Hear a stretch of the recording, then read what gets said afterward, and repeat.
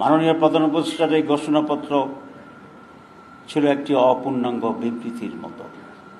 এতে গণমানুষের প্রত্যাশার পরিপূর্ণ প্রতিফলন ঘটেনি। ঘোষণাপত্রে দীর্ঘ লড়াই সংগ্রামের কথা বলা হলেও 1947 সালের আজাদিকে উপেক্ষা করা হয়েছে।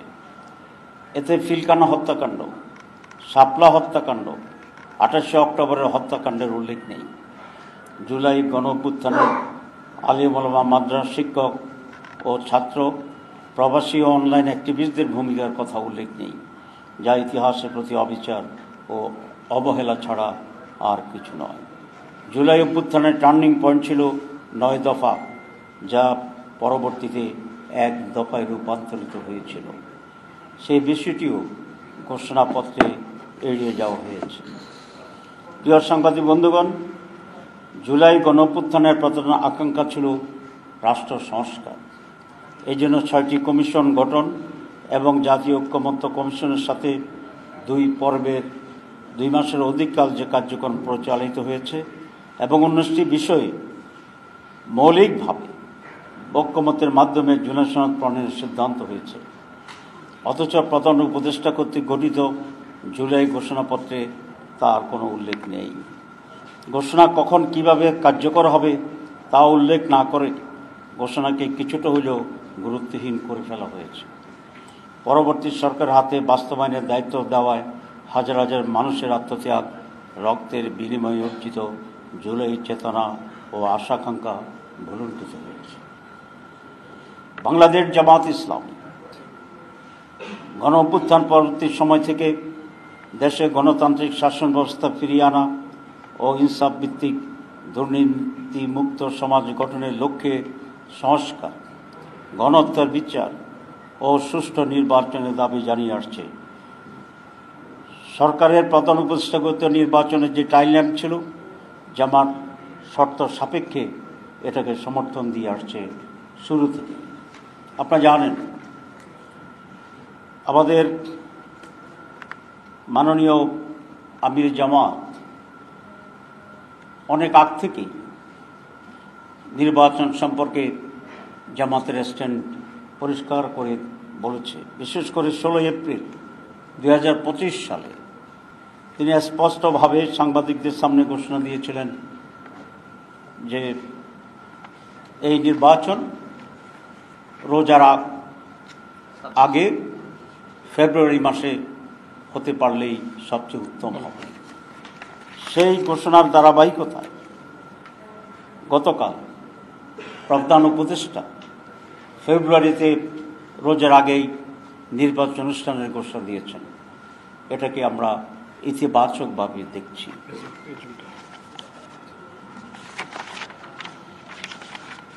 এটা আমরা মনে করি আমির জামাত যে টাইমলাইন দিয়েছিলেন গতকালের প্রধান উপদেষ্টার রমজানের আগে ফেব্রুয়ারিতে নির্বাচন ঘোষণার যে তারিখ ঘোষণা, তার সেই দাবিকেই পূরণ করা হয়েছে।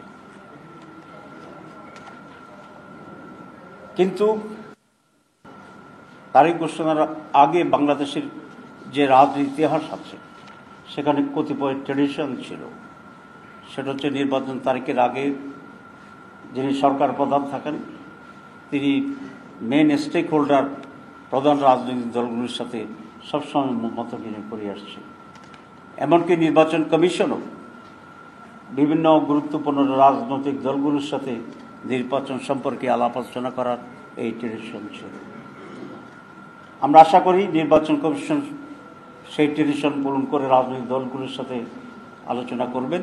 কিন্তু প্রধান উপদেষ্টা এই ঐতিহ্যকে ব্যত্যয় ঘটিয়ে কোনো বড় রাজনৈতিক দলগুলোর সাথে আলাপ আলোচনা না করে একতরফাভাবে এই ঘোষণা দিয়েছিলেন।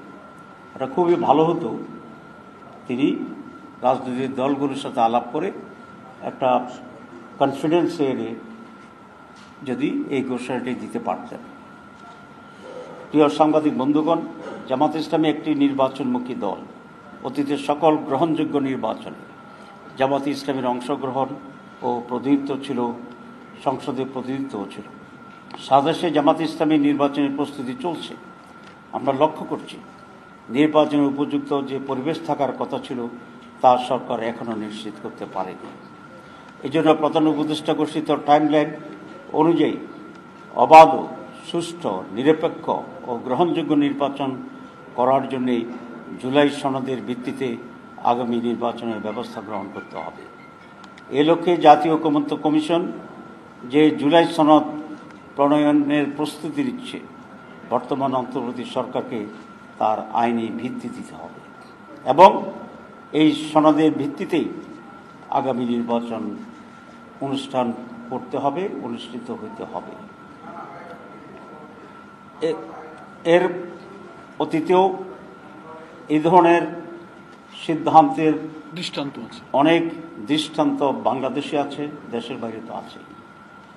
যেমন আপনারা জানেন 1970 নির্বাচনের আগে 1959 সালের গণঅভ্যুত্থানের পর 1969 সালের গণঅভ্যুত্থানের পর লিগ্যাল ফ্রেমওয়ার্কের ভিত্তিতে 70 নির্বাচন পরিচালনা করা হয়েছিল এবং সেই নির্বাচনে নির্বাচিত সংসদ সদস্যদের নিয়ে গঠিত গণপরিষদে 1972 সালের সংবিধান অনুমোদন করা হয়েছিল। স্বাধীনতা ঘোষণাপত্রের মাধ্যমে 10 মাস মুজিবনগর সরকারের মুক্তিযুদ্ধ পরিচালনা এবং স্বাধীনতার পরবর্তী সরকার গঠনের পূর্ব পর্যন্ত 75-এর পট পরিবর্তনের পর এবং প্রেসিডেন্ট জিয়াউর রহমান প্রধান সামরিক আইন প্রশাসক হিসেবে দায়িত্বভার গ্রহণ, দেশ পরিচালনা, দল গঠন, সামরিক প্রশাসক থেকে প্রেসিডেন্টের দায়িত্ব গ্রহণ সহ 75 থেকে 79 সাল পর্যন্ত শাসনকালের গণভোট, অধ্যাদেশ জারি এবং এই অধ্যাদেশের মাধ্যমে ক্ষমতা আরোহণ ও দশ প্রচারের মতো বৈধতা দিয়েছিল, যা পরবর্তী সংসদ সেটা অনুমোদন করে। আপনি এটা জানেন যে একটা হানা ভোট হয়েছিল জিয়াউর রহমানের সময়, যেখানে 90-র বেশি ভোট কাস্ট হয়েছিল। এরপরে 1990-এর গণঅভ্যুত্থানের পর 3 জোটের রূপরেখার ভিত্তিতে বিচারপতি শাহাবুদ্দিনের তত্ত্বাবধায়ক সরকারের অধীনে একটি সুষ্ঠু নিরপেক্ষ নির্বাচন অনুষ্ঠিত হলেও তার আইনি ভিত্তি না থাকায় এই রূপরেখার অন্যান্য বিষয়গুলো পরবর্তীতে বাস্তবায়ন হয়নি। সুতরাং এটা খুব স্পষ্ট যে অতীতের এ সমস্ত নজিরের পর জুলাই জাতীয় ঘোষণাপত্রের আইনি ভিত্তি দিতে কোনো ধরনের আইনগত বাধা নেই এবং এটা সহজ করে এটাকে আইনি ভিত্তি দেওয়া সম্ভব। এবং আমি আবার রিপিট করতে চাই যে নির্বাচনের সম্ভাব্য তারিখ বা মাস ঘোষণা করা হয়েছে, সেই নির্বাচনটি এই জুলাই সনদের ভিত্তিতেই হতে হবে। এটা পুরো জাতির এবং সরকারের কমিটমেন্টও আছে। সরকার বলেছে যে কমিশন, তারা রিফর্মস কমিশন করেছে রিফর্ম করার জন্য এবং সেই রিফর্মের ভিত্তিতে নির্বাচন হবে। এটা জাতির প্রতি আজকের প্রধান উপদেষ্টার কমিটমেন্ট ছিল, আপনারা জানেন। সুতরাং এই দাবিকে আমরা আবার রিটার্ন করতে চাই, গুরুত্ব দিয়ে বলতে চাই যে আগামী নির্বাচন জুলাই সনদের ভিত্তিতেই হতে হবে।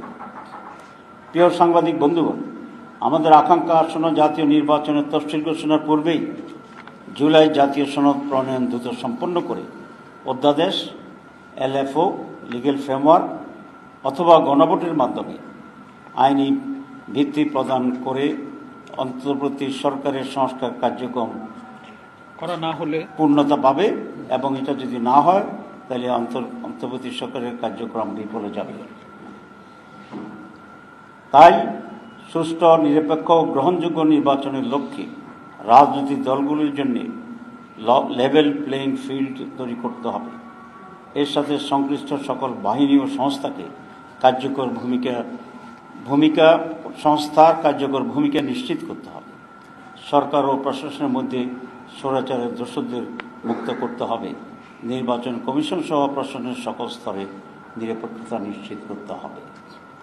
প্রিয় সাংবাদিক বন্ধুগণ, বাংলাদেশের আপামর জনসাধারণ জুলাই জাতীয় ঘোষণাপত্রকে কেন্দ্র করে যে প্রত্যাশা নিয়ে অপেক্ষা করেছিল তা পূরণ না হয় জনগণের মাঝে দেশের ভবিষ্যৎ নিয়ে উদ্বেগ ও উৎকণ্ঠা তৈরি হয়েছে। শহীদ ও আহতদের পরিবার সহ জুলাই যোদ্ধাদের মাঝে নতুনভাবে উৎকণ্ঠা পরিলক্ষিত হচ্ছে। ঐকমত্য কমিশনের মাধ্যমে জুলাই জাতীয় সনদ প্রণয়ন ও বাস্তবায়নের রূপরেখা কী হবে তা জাতির কাছে অস্পষ্ট। এমত অবস্থায় আমরা সরকারের প্রতি আহ্বান জানাই, অনতিবিলম্বে জুলাই ঘোষণাপত্রে উপরে উল্লেখিত জন আকাঙ্ক্ষার অপরিহার্য বিষয়গুলো অন্তর্ভুক্ত করা হোক। সেই সাথে আরও দাবি জানাতে চাই, বাংলাদেশের অতীতের দৃষ্টান্ত অনুসরণ করে অবিলম্বে জুলাই জাতীয় সনদের প্রণয়নের কাজ সুসম্পন্ন করে বর্তমান সরকারকে তা বাস্তবায়ন করতে হবে এবং এই সনদের ভিত্তিতে অবাধ, সুষ্ঠু ও গ্রহণযোগ্য নির্বাচনের ব্যবস্থা করতে হবে। আমরা বলেছি যে নির্বাচনের যে তারিখ ঘোষণা হয়েছে এটা আমাদের আমির জামাতের যে টাইমলাইন বলেছিল সেটাকে এটা স্যাটিসফাই করে এবং আমরা এই নির্বাচনকে ইতিবাচকভাবে দেখি। কিন্তু নির্বাচনের আগে আমরা যে কয়েকটি দাবি দিয়েছি এই দাবিগুলো পূরণ হওয়া অপরিহার্য। আমরা মনে করি এগুলার সুষ্ঠু অবাধ নির্বাচনের জন্য এই দাবি পূরণ অপরিহার্য এবং সরকার যদি সিনসিয়ার হয় তাহলে এ দাবি পূরণ একেবারেই সম্ভব। আমরা 3টি অল্টারনেটিভ কথা বলেছি এবং যেগুলো আইন কাভার করে। এর ভিতরে আমরা তো বলেছি LFO এই সিস্টেম আছে, আমরা বলেছি যে প্রজ্ঞাপন জারি করে এটা করা সম্ভব, আমরা বলেছি এখানে গণভোটের মাধ্যমে এটা সম্ভব। এখানে প্রথম 2টা ইজিয়ার এবং তেমন কোনো সময় ক্ষেপণ করার কোনো প্রয়োজন নেই। এই 2টারও একটা গভর্নমেন্ট নিতে পারে। তারপরে যদি গভর্নমেন্ট মনে করে যে না আমরা গণভোটের দিকে যাব, এটাও আমাদের একটা দাবি, সেই ব্যাপারেও গণভোট করা এখানে সম্ভব। এখনও তো 6 মাসের বেশি সময় আছে। এটা নির্ভর করবে সরকারের সুষ্ঠু নির্বাচন করার ক্ষেত্রে তার কতটুকু আন্তরিকতা আছে। আমরা মনে করি পিআর পদ্ধতিটা হচ্ছে বাংলাদেশের সুষ্ঠু নির্বাচনের জন্য একটা মাইল ফলক হতে পারে। তার প্রথম যুক্তিটা হচ্ছে 54 বছরের ট্রেডিশনাল পদ্ধতির যে নির্বাচন, এই নির্বাচন তো আমরা সুষ্ঠু হইতে দেখিনি। তো সুতরাং ট্রেডিশনাল পদ্ধতির নির্বাচন বাংলাদেশের জন্য উপযোগী নয়। 54 বছরের রিগিং, রাতে দখল, দিনে দখল, কেন্দ্র দখল, রেজাল্ট মাঠে একরকম, ঢাকায় এসে আর একরকম হয়, সব কিছু দুইটা করে। সেই জন্য আমরা মনে করছি PR may be the best alternative for experiments, number 1। Number 2, যে পিআরের মাধ্যমে ভোটারদের রিয়েল রিপ্রেজেন্টেশনটা হয়। ট্রেডিশনাল পদ্ধতিতে আপনারা দেখেছেন যে 49 কেউ পেল, কেউ 51 পেল, 51 বিজয়ী। একেবারে সুস্থ নির্বাচনও যদি আমি ধরি, আর 49-এর যে ভোট, এই ভোটের কোনো ভ্যালু এখানে থাকে না। আমি যখন নির্বাচন করতাম লোকেরা বলে যে ভোট ফসাবো না, তখন বুঝতে পারতাম না। এখন বুঝি যে যেহেতু পিআর এটা কাউন্ট করার সুযোগ আছে, তো সেক্ষেত্রে আগেরটা তো 95। আর পুরো হোল কান্ট্রি যে পরিমাণ সমর্থন মানুষের আছে একটা ন্যাশনাল নির্বাচনে বলুন, রিপ্রেজেন্টেশনে বলুন, পার্টি বলুন, সব জায়গাতে পুরো জাতির ভিতরে তার পজিশন কি, দ্যাট ইজ দি ইম্পর্টেন্ট এবং সেটা রিফ্লেকশন হবে। আমরা এখনো মনে করি পিআর পদ্ধতিতে বেস্ট পদ্ধতি।